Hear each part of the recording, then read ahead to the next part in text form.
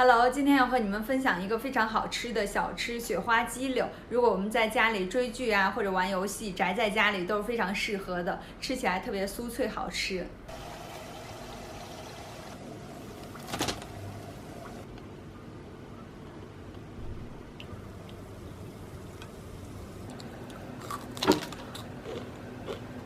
食材也是非常的简单，准备2个鸡胸肉，清洗干净。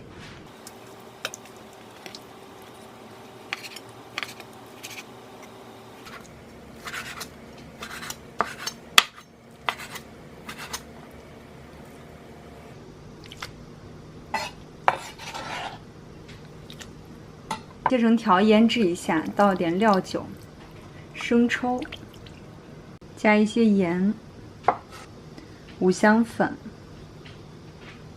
白胡椒粉，倒入蛋清，一丢丢蚝油，戴个手套抓匀，腌制上20分钟左右就可以。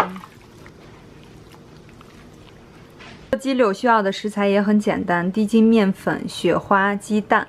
雪花就这种片状的，做出来更脆一些。如果没有的话，用面包糠也可以。先裹上一层低筋面粉，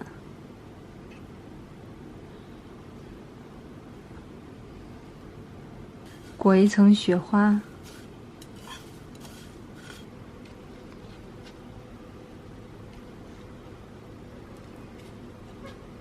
油热到7、8成就可以下入鸡柳。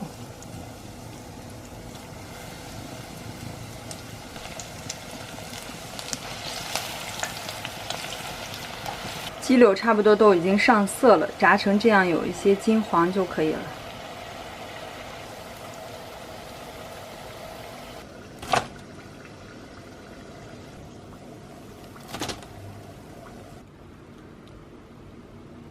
撒一些自己做的辣椒孜然粉。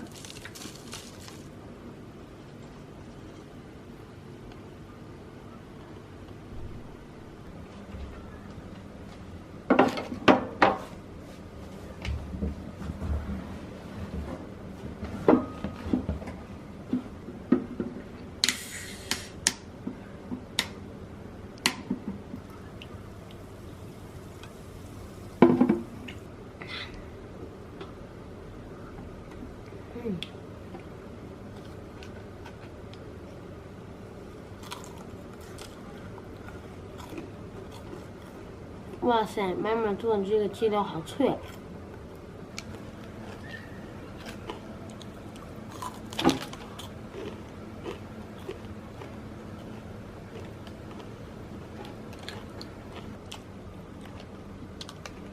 哇塞，真是香辣可口。